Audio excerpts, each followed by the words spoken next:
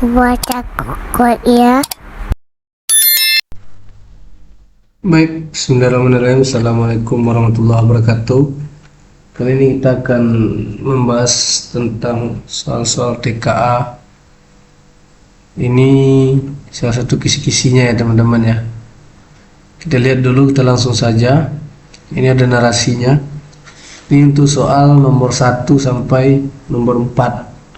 VT Volta Drive mengembangkan prototipe mobil listrik yang dirancang agar lebih efisien, rendah emisi, dan layak bersaing di pasar global. Untuk menguji performa kendaraan, dilakukanlah serangkaian pengujian berikut. Pengujian pertama katanya mengukur ketebalan rangka logam mobil dengan alat presisi. Hasil pengukuran ditunjukkan oleh gambar di samping. Kemudian pengujian kedua itu pada sensor gerak untuk merekam perubahan kecepatan mobil terhadap waktu. Berarti ini yang di grafik ya teman-teman ya.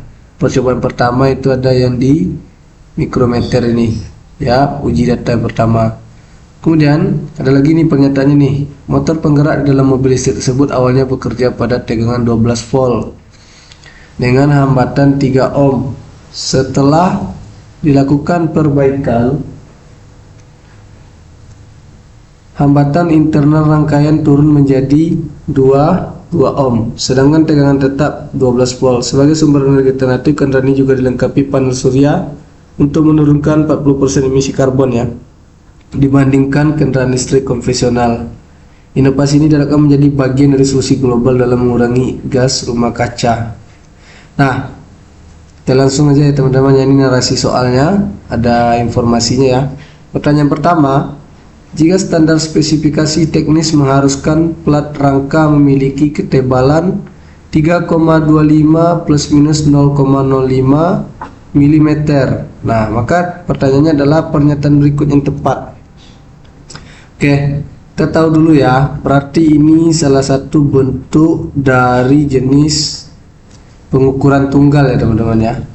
Pengukuran tunggal ya, dimana pengukuran ini, kalau pengukuran tunggal ini adalah setengah dari NST nya. Kalau alat kita itu mikrometer skrup, maka ini setengah dari 0,01 mm. Makanya ditulis di sana adalah 0,05 mm. Itu ya teman-teman ya. Nah, sebelum kita menjawab pertanyaan ini, kita harus lihat dulu hasil pengujian data di ketebalan logam ya. Nih, katanya dia sudah mengukur ketebalan rangka logam mobil. Nah, hasilnya itu sesuai dengan ya tertera gambar. Kita lihat di sini dari alat itu skala utamanya diperoleh 3 ya mm. Skala Indonesia itu adalah 24 ya, ini yang segaris. Nah, milimeter. Nah, kita kali dengan ketelitian alatnya itu 0,01 mm, sehingga hasil pengukuran dari alat ini dapatnya adalah 3,24 mm.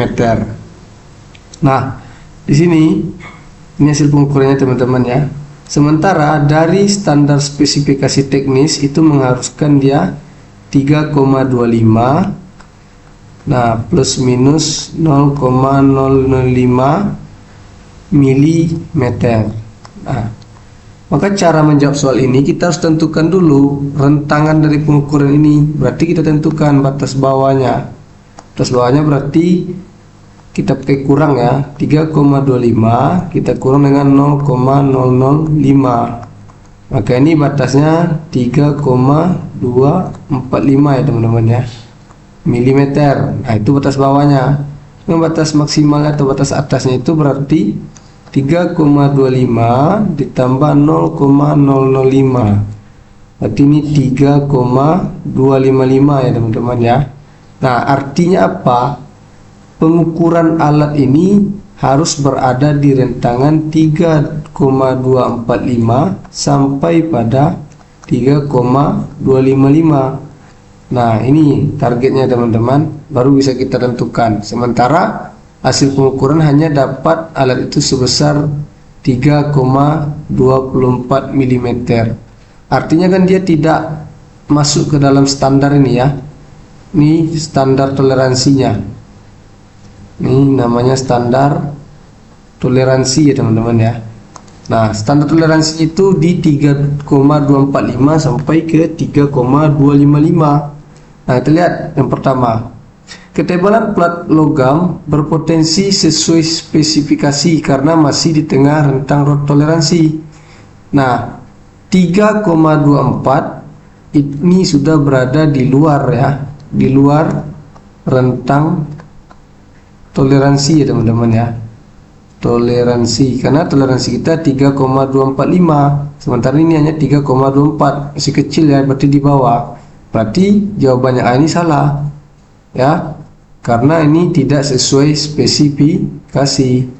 Yang B, hasil pengukuran ketebalan plat mendekati batas bawah toleransi sehingga masih dapat diterima. Nah, kita harus tahu ya, pengukuran itu tidak boleh kurang dari rentang toleransi dan tidak boleh pula lebih dari rentang toleransi. Maka memang dia dapat diterima apabila apa? Apabila dia berada di dalam rentang toleransi itu ya, minimal di batas bawahnya teman-teman, berarti tidak dapat kita terima ya. Yang C, hasil pengukuran mendekati batas atas toleransi. Nah, ini juga salah jelas, sedangkan batas bawah saja tidak, apalagi batas atas. Nah, yang D, pengukuran plat menunjukkan ketebalan di atas batas spesifikasi sehingga dapat menambah bobot kendaraan. Ini juga salah, alat kita hasilnya itu hanya di bawah standar batas bawah toleransi ya teman-teman ya, berarti ini salah yang D. Yang E, pengukuran plat menunjukkan ketebalan di bawah batas spesifikasi. Ya, ini benar nih, sehingga perlu penyesuaian proses produksi. Ini benar ya, 3,24 itu berada di standar di bagian bawah, batas bawah ya, lebih kecil ya teman-teman, makanya ini harus disesuaikan dengan proses produksinya. Itu jawaban yang benar itu adalah yang E. Jadi begitu ya cara analisisnya. Oke, kita next. Pertanyaan yang kedua, manakah pernyataan berikut yang benar terkait grafik VT? Jawaban benar lebih dari satu ya. Nah, di sini berarti ciri-cirinya adalah PG kompleks ya. Jawaban lebih dari satu. Nah, kalau jawabannya lebih dari satu, kita analisis satu-satu teman-teman. Ingat, kita lihat dulu grafiknya. Grafik itu mengalami perubahan kecepatan ya, dari 8 ke 6 itu perubahannya itu dalam naik ya teman-teman ya, berarti ini GLBB dipercepat. Nah, maka untuk menyelesaikan persoalan ini kita perlu menggunakan persamaan GLBB dipercepat. Coba kita buktikan pernyataan pertama, apakah benar atau salah. Percepatan mobil selama uji coba sebesar 4 meter per sekon. Kita lihat ya teman-teman ya, kita pakai ini VT aja, VT V0 plus A kali T. Kenapa V0? Karena dia kenapa plus? Karena dia dipercepat ya, tinggal masukkan VT nya itu adalah 16 ya, V0 nya 8 ya teman-teman ya, tambah A, kan kita menguji A nya, mencari A ini cocok nggak 4 gitu. T nya itu 4 ya teman-teman. Nah, T nya 4. Nah, maka di sini 16 kurang 8, 8 ya, ini 4A. Maka A nya itu adalah 2. Jadi ini salah ya teman-teman ya. Ini salah. A nya itu adalah 2 meter per sekon kuadrat. Nah, begitu cara ngujinya. Nah, persamaan yang kedua, pernyataan kedua masih bisa ya diuji dengan VT. Kecepatan mobil setelah 2 sekon adalah 12 meter per sekon. Nah, berarti ini kita diminta membuktikan VT-nya ya. Benar nggak 12 meter per sekon? Kalau T-nya itu 2. Kita coba VT V0 tambah AT kan. V0-nya tadi 8. Ya, tinggal kita kalikan aja, kita tambah dulu. A-nya kita dapat 2 tadi ya teman-teman ya, kali waktunya 2, maka ini 12 meter per sekon. Ini benar ya, berarti pernyataan yang kedua ini benar ya teman-teman ya. Nah, selanjutnya pernyataan yang ketiga.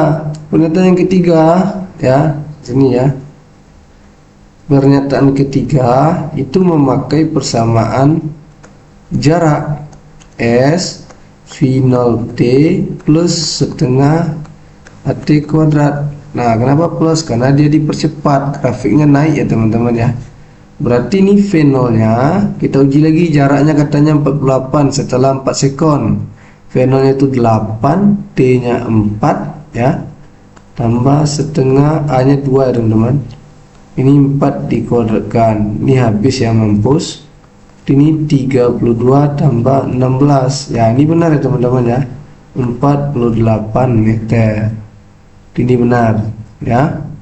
Dan posisi benda 20 meter setelah T nya 2 sekon. Nah, kita uji aja pernyataan keempat. Nah, P4 ya. Nah, tinggal kita uji aja persamaan ini teman-teman. Katanya posisi benda 20 meter setelah 2 sekon. Berarti ini 8, kan V0 nya 8 tadi kan. Dah kali 2, tinggal ganti aja waktunya dengan 2 teman-teman. Setengah kali 2, 2 kuadrat ya. Ini mampus, berarti ini 16 tambah 4. Nah, berarti jawabannya adalah 20 ya, 20 meter teman-teman. Berarti ini benar ya, ini benar. Kemudian jarak yang ditempuh mobil sejauh selama 3 sekon itu adalah 30 meter. Kita cek pernyataan 5 ini benar atau salah. Masih pakai persamaan jarak S sama dengan V0T plus setengah AT kuadrat. V0 nya itu adalah 8 ya, T nya katanya 3. Nah, ini 3 ya teman-teman ya katanya. Tambah setengah kali 2, 3 kuadrat. Ini mampus ya. Harusnya jadinya 24 ditambah 9. Maka seharusnya jaraknya itu 33 meter. Kalau waktunya 3 ya, maka ini salah. Jadi yang benar itu pernyataan 2, 3, dan 4. Begitu ya teman-teman ya, cara kita menganalisisnya.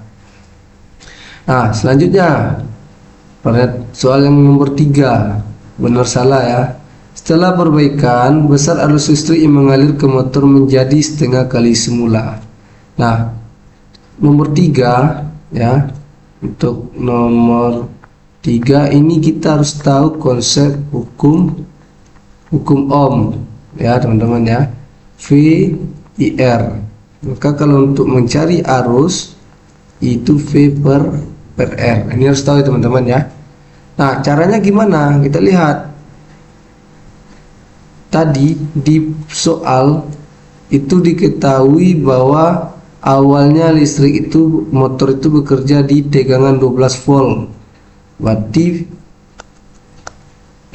V awal itu 12 volt, R awalnya tadi berapa teman-teman? 3 ohm ya teman-teman ya. R awalnya itu 3 ohm. Nah, maka kita cari dulu kuat arus awalnya, berarti V per R ya. V awal berapa? 12 per 3, berarti ini 4 ampere ya. Nah, katanya setelah perbaikan, berarti kan ada setelah ini ya teman-teman ya, besar arus listrik mengalir ke motor menjadi setengah kali semula. Berarti tegangan setelah perbaikan atau SP ya, kemudian R setelah perbaikan atau RSP. Nah, tegangan setelah perbaikan tadi di pernyataannya tetap katanya 12 volt, cuman dia mengalami penurunan hambatan. Nah, penurunan hambatan itu sejauh menjadi 2 ohm katanya. Maka hambatan setelah perbaikan itulah 2 ohm ya. Maka kita cari I setelah perbaikan. Maka ini V per R 12 per 2, jawabannya 6 ampere. Nah, apakah yang pertama ini benar atau salah? Yang pertama katanya tadi setelah perbaikan besar arus mengalir ke motor menjadi setengah kali semula. Berarti kalau setengah kali semula harusnya gimana? Setelah dia diperbaiki berarti setengah kali 4 ampere. Harusnya itu 2 ampere ya, harusnya. Tapi karena kita dapatnya 6 ampere, maka ini salah ya teman-teman ya. Itu salah, bukan benar ya, itu adalah salah. Nah, ini harusnya ya, harusnya. Nah, yang kedua, daya listrik.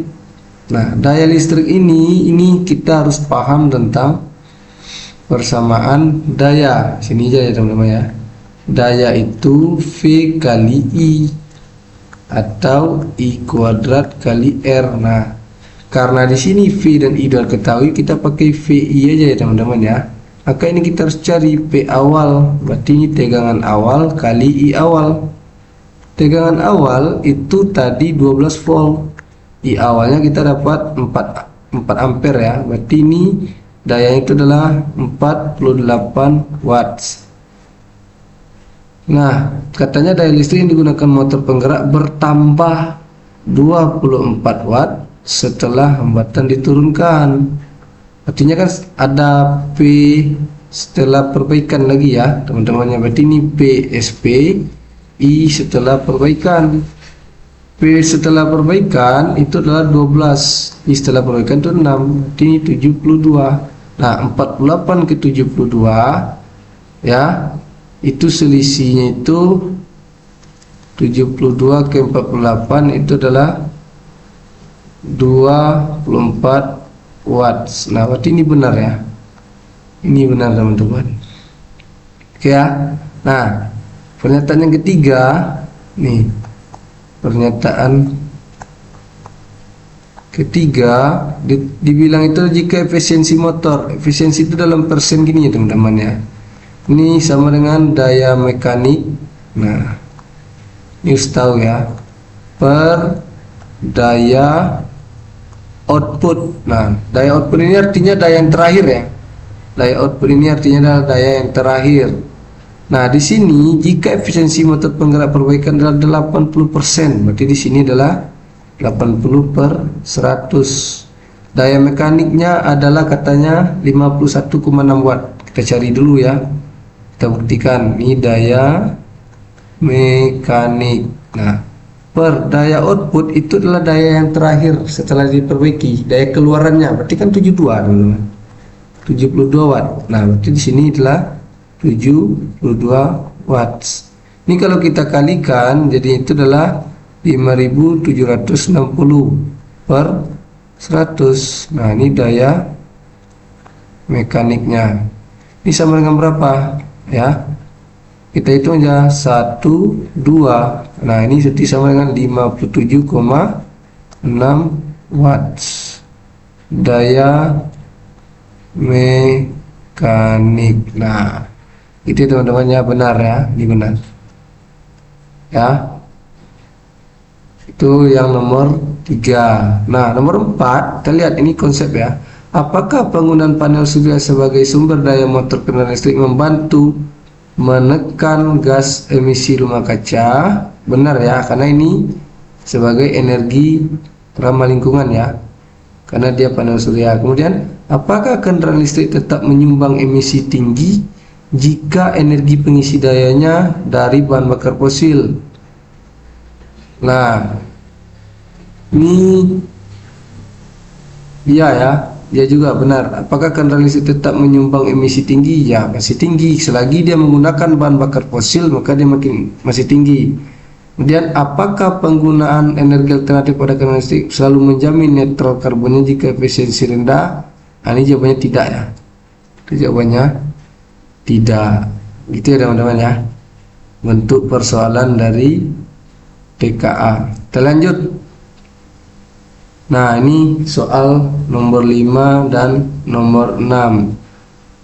Ahli konstruksi bangunan merancang jembatan dengan bentuk sebagai berikut. Nah, titik pusat jembatan berada di titik O. Gaya tiap rangka ditunjukkan pada gambar berikut.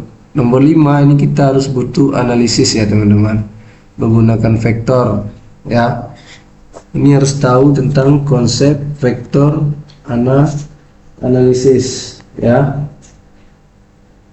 Kita lihat nomor 5 ya. Pertanyaan 5 nanti. Pertanyaan 5 apa katanya? Resultan gaya di titik 2 sebesar 184,53. Ya, kita lihat. Kita cari berarti resultan gaya dulu ya. Di titik 2, mana titik 2 teman-teman ya. Ini gaya kita ada atas bawah ya. Ini panahnya ada 2. Kayak gini modelnya teman-teman. Ya, kita lihat dulu. Kalau pusatnya di titik O, maka ini perdana kita arahkan dulu ke bawah ya. Kita arahkan ke bawah rekonstruksinya teman-teman. Nah, kita lihat. Nanti kalau kita gambarkan lebih kurang seperti ini ya. Di titik 2 itu ya, di sini itu ada FD ya, ada FD, terus di sininya ada FC ya teman-teman, di gambar ya, kita lihat gambar aja. Di sini juga ada FE. Nah, di bagian atas kita lihat titik 2, bagian atasnya ada FA ya. Nah, FA tuh ke sini. Itu ya teman-teman ya. Nah, kita harus buat proyeksi dulu. Berarti ini ada sumbu Y ya, ke sini ada sumbu X. Nah, kita lihat sudut ya. Otomatis kita harus tahu sudut di sini. Kalau ini kita proyeksikan X-nya ke sini ya teman-teman. Ini ada X ini contohnya, berarti ini alfa juga, maka sudut ini dengan ini sama besar ya. Nah, cara gimana? Kalau kita diminta mencari resultan, ini saya perpanjang lah ya. Ya, kalau kita diminta mencari resultan, ini saya hapus dulu teman-teman. Nah, maka kita harus cari dengan menggunakan metode analisis. Nah, kita harus proyeksikan dulu vektornya. Bagaimana cara memproyeksikannya? Kita tarik garis sepanjang sumbu X dan sumbu Y. Kita lihat dulu FC. FC berarti kalau kita proyeksikan ya, ke sini ada FCY ya. Ke kiri itu ada FCX ya. Terus FE, maka ke atas ke kanannya itu ada FEX, ke bawah ada FEY ya teman-teman ya. Mana yang kita proyeksikan lagi? Kalau A dia tetap ya, karena sudah berada di sumbu X. Nah, kalau D dia tetap juga karena sudah berada di sumbu Y. Kan konsepnya itu, kalau seandainya dia segaris dengan sumbu X, maka Y-nya 0 nanti. Di sumbu Y dia akan 0. Begitupun sebaliknya, kalau dia segaris dengan sumbu Y, maka di titik X dia akan 0 ya teman-teman ya. Di titik X dia akan 0. Nah, kita lihat. Berarti kita harus analisis satu-satu di titik 2 ya. Ini di titik 2. Nah, kita harus tahu. Kita lihat apa aja. Ada FCX ya. Atau langsung aja kita buat ya, sigma FX. Nah, FX berarti ada FCX. FCX itu berada di sebelah ya, FCX ya. FCX itu berarti F1 ya, dia negatif teman-teman nanti ya, karena dia sebelah kiri, maka ini min FC bukan F1 ya, FCX karena dia dekat dengan sudut maka pakai cos alfa ya. Nah, tambah berapa lagi? Kita lihat ada FA ya teman-teman ya. Terus sebelah kanan juga tambah positif FEX. Mana ini? FEX itu juga dekat dengan sudut, berarti pakai FE cos alfa. Maka kita tinggal masukkan FC itu nilainya adalah 80 negatif ya. Nah, sebenarnya cara cepatnya dapat aja ya, karena FE sama dengan FC, maka ini habis ya teman-teman ya, karena dia habis. Tinggal siapa? Tinggal FA. FA itu adalah 50 Newton, maka sigma FX nya adalah 50 Newton. Nah, kita lihat sepanjang sumbu Y ya, sepanjang sumbu Y Sepanjang sumbu Y itu ada yang bekerja adalah, karena ini porosnya di O ya teman-teman, maka porosnya di O ya. O itu berada di bagian bawah ya, yang ini menuju O semua, maka yang bagian bawah dianggap positifnya, bagian atas yang dianggap negatifnya. Ini dibalik aja gambarnya teman-teman. Maka FEY ya tambah dengan FD ditambah dengan FCY, ini semua Y ya. FEY berarti 80 ya, FE kan 80 sin alfa tambah FD nya, FD itu adalah 60 ya, ditambah FCY berarti 80 juga sin alfa, karena alfanya di soal dari 53 derajat ini ya di bawah ya, maka ini 80 kali sin 53 itu 4/5 ya teman-teman ya, tambah 60 tambah 80 kali 4/5, ini didapatkan dari hitungannya adalah sebesar 188 Newton ya. Newton. Nah, karena diminta di pernyataan pertama kita meminta resultan, kita tinggal akarkan teman-teman. Berarti akar berapa? 50 kuadrat ya, ditambah dengan 188 kuadrat. Itu ya teman-teman ya. Nah, ini kalau kita jumlahkan, akarnya itu hasil akhirnya adalah 194,53 Newton. Ya, berarti pernyataan pertama ini tidak setuju ya, karena hasil itu adalah 194,53 Newton. Nah, pernyataan yang kedua, resultan gaya di titik 2 sama besar dengan di titik 4 ya. Nah, ini jelas benar ya. Kenapa? Karena kita lihat titik 2 dengan titik 4 itu bentuk vektornya sama, sudutnya sama ya, maka ini benar. Nah, yang kelima, titik O akan seimbang ya jika ditaruh atau ditambahkan beban bermassa 12,8 kilo ya, 12,8 kilogram. Nah, kita harus buktikan ya, maka ini kita harus pakai titik O itu kan di tengah teman-teman. Jadi kita gambarkan dulu nih, sini aja ya. Titik O di tengah-tengah, berarti kan ini ya. Di sini ada F ya. Nah, kita buat aja misalkan FL ya, FL. Karena di gambar itu di bagian bawah itu ada L ya, berarti ini FL ya teman-teman. Ini FL. Nah, proyeksi vektornya kan kalau dia ditambahkan beban kan berarti tambahkan di atasnya. Atasnya berarti gini teman-teman. Di sini ada FY. Ya, kenapa ada atas Pak? Karena di sini dia vektor gaya itu dibuatnya atas bawah. Lihat panahnya itu ada 2 ya. Karena kalau nggak atas bawah, konstruksi jembatannya nggak saling mengikat. Kayak dibuat atas bawah ya. Ini bukan FY ya, ini ada gaya pemuli aja, FF ya, gaya FF terus ini di sini sebesar alfa ya, ini sudahnya alfa, ke sini juga ya, ini nggak sama besar ya, kita buat sama besar, ke sini juga sudahnya alfa ya teman-teman ya. Nah, di gambar jembatan ini adalah FE ya, di sini adalah FG ya. Nah, di bagian bawah,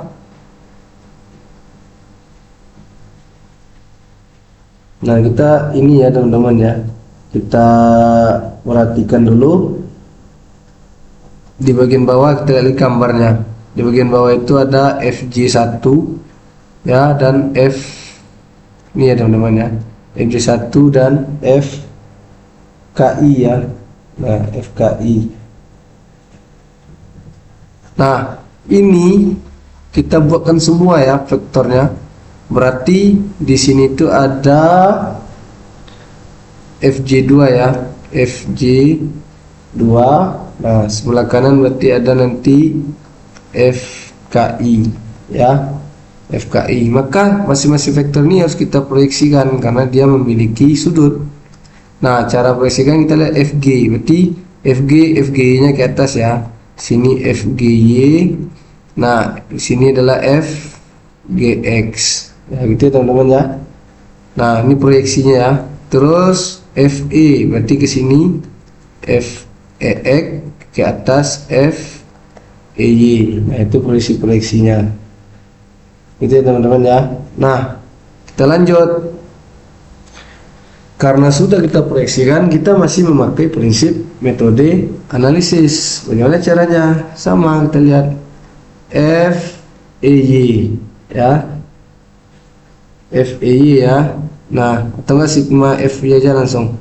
Sigma FY itu berarti yang kita jumlahkan adalah ya, yang sepanjang sumbu Y itu ada FF ya, FF. Nah, terus tambah FGY tambah FEY ya, karena ini berlawanan arah, FL ke bawah, maka ini kurang FL ya teman-teman ya. Nah, kita tinggal tambahkan FF itu 60 di soal tadi kan, FF kan 60 ya, kita lihat 60. Terus FGY itu 64. Nah, kita tinggal tambahin aja FEY juga 64 ya, FL di soal itu 60. Maka ini sigma FY nya dapatnya 128 Newton ya teman-teman ya. Nah, kata soal titik O akan setimbang jika ditambahkan beban bermassa 12,8 kg. Nah, ini kita harus analisis. Ingat, benda setimbang, nah ini harus tahu ya, setimbang, maka ini memakai hukum 1 Newton. Nah, karena ini bekerja sepanjang sumbu Y, maka ini sigma FY sama dengan 0 ya, sepanjang sumbu Y ya. Kenapa sepanjang sumbu Y? Karena dia bebannya ditaruh agar ya titik O nya seimbang. Nah, kita tinggal ini aja. Berarti ini sigma F ya dikurang gaya berat, kan pasti ini ada gaya berat batang ya teman-teman ya, dikurang gaya berat sama dengan 0. Nah, sigma F itu kan dapatnya 128, berarti sama dengan W, berarti gaya normalnya gaya beratnya adalah 128 Newton. Nah, yang di sini ditanya adalah massanya. Massa berarti kan kita tinggal buat W itu kan massa kali gravitasi. W nya 128 Newton, masanya belum tahu, ini 10, ini kan tinggal coret aja teman-teman. Nah, jadi ini kilogram jadinya ya, jadi jawabannya itu adalah setuju ya, benar ya, tuh gaya beratnya. Jadi gitu ya teman-teman ya. Kita lanjut next, nomor 6. Ini tanggung ya, kita lanjut aja. Nomor 6, diketahui massa rangka A B sebesar 0,5 kg. Massa tiap rangka C hingga L itu sebesar 1 kg. Dan massa tiap rangka J hingga L sebesar 2 kg. Jembatan harus tetap menyangga massa semula saat dimasukkan ke air. Nah, dengan ketinggian 40 cm. Nah, konsep rancangan jembatan yang tepat adalah ini memakai prinsip dari momen gaya ya, kesetimbangan dan fluida. Nah, fluida statis ini harus tahu ya. Nah, gimana caranya? Untuk nomor 6 kita harus buatkan dulu batangnya. Ya, berarti di sini kan batangnya tadi ada titik 2, titik 3, titik 4 ya. Nah, maka ini di sini nanti ada kan WA ya, dibagi jadi WA. Di sini pasti nanti akan ada WB nya dibagi ke WB ya. Nah, kita harus tahu jika batang dalam posisi seimbang perlu gaya penyangga dalam sistem tersebut. Ingat, gaya penyangga itu yang mana? Gaya penyangga itu arahnya nanti akan ke atas yang menahan batang. Itu namanya gaya penyangga. Bagaimana cara mencari gaya penyangganya? Gaya penyangga itu kita cari dengan hukum 1 Newton. Ya, sigma F. Nah, karena ini batangnya sumbu Y semua ya, maka ini sigma Fy sama dengan 0. Berarti ini F ya, karena dia berlawanan arah, maka ini F kurang WA tambah WB sama dengan 0. Kita cari dulu F-nya teman-teman ya. Maka F di sini ya, WA 0,5 kali 10 tambah WB 0,5 kali 10 juga sama dengan 0. Maka F-nya itu 10 Newton kan. Ini 5, ini 5 tambah 5 10. F kurang 10 kita pindah teruskan jadi F 10 Newton ya. Maka ini gayanya adalah gaya penyangganya di sini dianggap 10 Newton. Nah, sementara kita yang dibutuhkan bukan hanya gaya penyangga. Apa yang kita butuhkan? Yang kita butuhkan itu adalah penguraian rangka bidang miringnya dulu. Ya, penguraian rangka bidang miringnya. Berarti ini harus kita buat gambarnya lagi ya. Sini aja. Berarti kalau kita gambarkan ini batang. Nah, ini ada batang 2, 3, 4 misalnya ya. Nah, berarti di sini kita gambarkan gaya-gaya bekerja. Di batang 2 itu ada gayanya yang miring. Itu adalah FC ya. Nah, terus digambar di titik ketiga ada lagi di sini di bawah di atas WB ini. Di sini ada gaya FD ya. Ini ada FD. Terus di titik ketiga itu ada gaya miring juga ya. Di titik 3 itu ada kemiringan juga teman-teman. Ini sini ya. Satu lagi ke sini. Itu ada, ini kita hapus dulu ya biar gayanya sama panjang. Ini saya perbaiki. Ke sini ya teman-teman ya. FD ya. Nah, kalau ini kita perbaiki dulu karena vektor terus sama panjangnya dulu. Nah, di sini ada yang miring ya, FE. Nah, ini bisa kita lihat dari jembatan tuh nanti. Kita lihat nanti jembatannya, ini ada FG karena dia miring ya. Terus di bagian sini ada lagi gayanya yang bekerja itu WH ya. Nah, WH, maka di atasnya ada FH. Nah, begini teman-teman ya, gaya yang tegak lurus dia akan memiliki gaya beratnya sendiri. Kalau sementara gaya yang ini ya, setiap komponen yang berdiri itu ada gayanya. Berarti ini sini ada WC ya. Ya, WC di sini ada 2 ya teman-teman ya, karena ada 2 FE dan FG, maka di sini ada WE dan WG ya. Terus ada FH. Nah, satu lagi ada FI teman-teman, arahnya itu ke sini. Nah, sudutnya di sini harus sama-sama alfa ya. Ini kita gambarkan berdasarkan dari gambar konstruksi jembatan. Coba lihat, kita lihat lagi ke atas ya. Nah, ini dia. Ini FI, ini FH. Jadi yang ini semua yang kita gambarkan. Nah, ya. Nah, nampak kan teman-teman?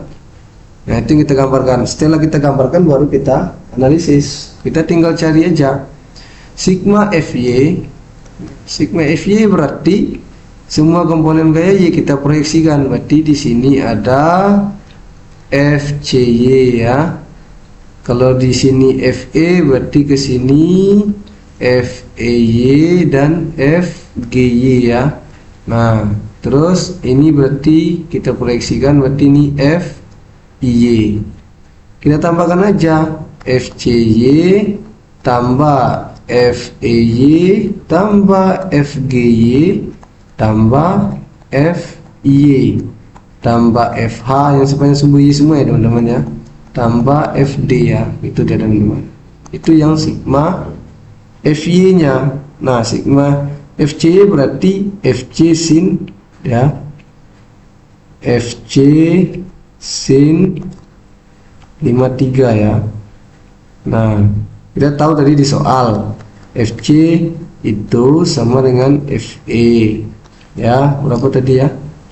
FC itu sama dengan FE sama dengan FG sama dengan FI 80. Nah, ini harus tahu ya. FG sama dengan FI itu 80 Newton. Maka di sini FC sin 53 ya, tambah FEY sin 53, FE sin 53, tambah FG ya sin 53 juga ya teman-teman ya, tambah FIY sin 53 juga, sin 53 ya, tambah FH. FH nya itu di FH itu sama dengan ya, ini dia ada diketahui ya teman-teman ya. FH itu sama dengan FL sama dengan FD ya. Nah, FH itu sama dengan FD. Nah, itu adalah 60 ya, 60 Newton. Sama-sama 60 Newton. Ini 60 tambah 60. Ya, kita tinggal masukkan aja teman-teman angkanya ya. Ini berarti 80 kali 0,8 ya, ini sama 80 kali 0,8 sama juga ya. FG 80 kali 0,8 tambah FIY sama ya juga ya teman-teman ya, 80 kali 0,8 tambah 60 tambah 60. Ini kan 64 kali 4. Nah, itu 16.256 ya teman-teman ya, tambah dengan 120, 436 Newton ya. Itu yang sumbu Y ya, itu yang tegak aja teman-teman. Sekarang kita lihat yang gaya beratnya lagi. Nah, kita harus tahu nih ya gaya beratnya. Nanti kita tinggal ini aja. Gaya berat berarti WC tambah WD tambah WE tambah WY tambah WH ya. Satu lagi tambah WI, ini lupa tadi teman-teman ya, ada WI sini ya, tambah WI ya. Nah, ini kalau kita jumlahkan kan tadi katanya masanya 1 kilo ya teman-teman ya. Di soal itu tiap rangka ya, dari C sampai I itu masanya 1 kilo. C sampai I sampai 1 kilo, berarti ini 10 semua ya, kali gravitasi 10 tambah 10 tambah 10 tambah 10 tambah 10 2 3 4 5 6 ya. Kita tambah lagi 10 ya, dia ada 7 ya. Nah, tambah 10 berarti ini 70 ya Newton, itu gayanya ya. Nah, kita diminta berat yang dapat disangga. Nah, berat yang dapat disangga itu artinya kan kekuatan dia menyeimbangkan. Maka kalau seimbang kita lagi sigma F sama dengan 0 ya. Sigma F nya siapa? Nah, sigma FY, karena dia bekerja sembunyi semua. Kita tinggal kurangkan aja sigma F, karena dia berlawanan arah ya. F dengan W itu kan berlawanan, maka ini kurang ya teman-teman ya, kurang W ya. Nah, berat yang dapat disangga ini kita harus tahu. Kita misalkan aja lah ya, berat yang disangga kita misalkan X aja lah ya teman-teman ya, misalkan dengan X aja. Maka ini berat yang disangga itu pasti arahnya ke bawah juga ya teman-teman ya, karena konstruksi itu menahan kan ke bawah, berarti sini X itu ke bawah juga ya. Maka X ini kita tambah dengan W, karena dia searah ya, kita kurang aja biar nggak ganggu. Sigma F itu 436 ya, kurang W nya itu tadi 70 ya teman-teman ya, kurang tambah X. Nah, ini kalau kita kalikan ke dalam kan sama dengan 436 minus 70, minusnya kalikan ke dalam berarti minus X sama dengan 0 ya. Maka ini kalau di ini kan 436 kurang 70 366 ya teman-teman ya, 366 berarti min X min 366, ini habis ya. maka X itu 366 Newton. Nah, itu yang X-nya teman-teman. Ya, gaya penyangganya ini gaya berat penyangga ya. Nah, sekarang karena di soal tadi diketahui ketinggian zat cair atau ketinggian air ya. Nah, ini memang hot ya soalnya. Itu adalah 40 cm. Nah, kalau berbicara tentang ketinggian zat cair, ini kaitannya dengan fluida statis. Karena ini ada gaya, kalau saya pribadi langsung menghubungkan dengan gaya hidrostatik, Rho G H kali A. Ya, maka kekuatan itu kita harus tahu dulu luas di bawahnya. Karena diminta apa? Bagaimana ya konsep rancangan jembatan yang tepat. Nah, ini berhubungan dengan luas ya, berhubungan dengan luas. Nah, gaya itu hidrostatis, gaya hidrostatis itu sama dengan gaya penyangga ya. FH itu sama dengan X-nya ya teman-teman ya. FH sama dengan X-nya. Maka kalau nyari A kan sama aja FH per Rho GH ya teman-teman ya, atau X per Rho GH. Kita tinggal masukkan persamaan. X-nya itu 366 Newton per Rho-nya 1000 ya, kali 10. Nah, ketinggian air tadi kan 40 cm atau 0,4 meter ya. Berarti ini kita kali dengan 0,4. Nah, maka A nya itu 366 per 0,4 kali 10, 4 kali per 4000 ya teman-teman ya. Nah, per 4000 ini jawabannya, ini dalam meter kubik ya, itu sama dengan berapa nih? 0,0915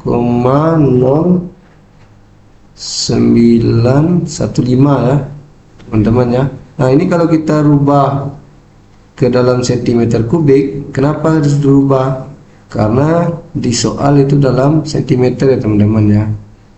Nah, kita langsung tembak yang luasnya dulu, karena terkait konsep rancangan pasti berhubungan dengan luas ya. Kita tinggal rubah 0,19 ini kalau di ini kan dikali ini ya teman-teman ya, kuadrat naiknya 3 kali 10.000 ya, itu 234, berarti ini 915 cm kubik. Jadi supaya dia kokoh, maka luas bagian bawah ya, bagian bawah jembatan itu harus 915 cm kuadrat ya. Berarti jawaban yang benar adalah A. B, jembatan diperpendek menjadi 3/4 kali semula. Enggak ada ya, kalau jembatan diperpendek enggak ada pengaruhnya terhadap bagian bawahnya. Kemudian penambahan 2 tiang vertikal, nah ini juga salah ya. Ini salah. Kenapa? Karena hanya menambah berat, makin menambah beratnya kalau tiang ditambah. Apalagi penambahan 2 tiang horizontal sama. Terus penambahan 2 vertikal ini makin lebih berat lagi jembatannya. Maka jawabannya tepat itu adalah yang A. Jadi gini ya teman-teman ya. Ini memang soalnya seperti merancang kita ke arah teknik sipil ya, merancang konstruksi jembatan. Oke teman-teman, mungkin itu aja dulu pembahasan terkait soal TKA kita. Nanti next di pertemuan selanjutnya akan kita sambung mungkin dari nomor 7 sampai nomor selanjutnya. Baik, saya pamit undur diri. Jangan lupa bantu subscribe dan di like ya teman-teman ya. Semoga kita saling membantu. Saya pamit undur diri jika ada kesalahan. Wabillahi taufiq wal hidayah. Assalamualaikum warahmatullahi wabarakatuh.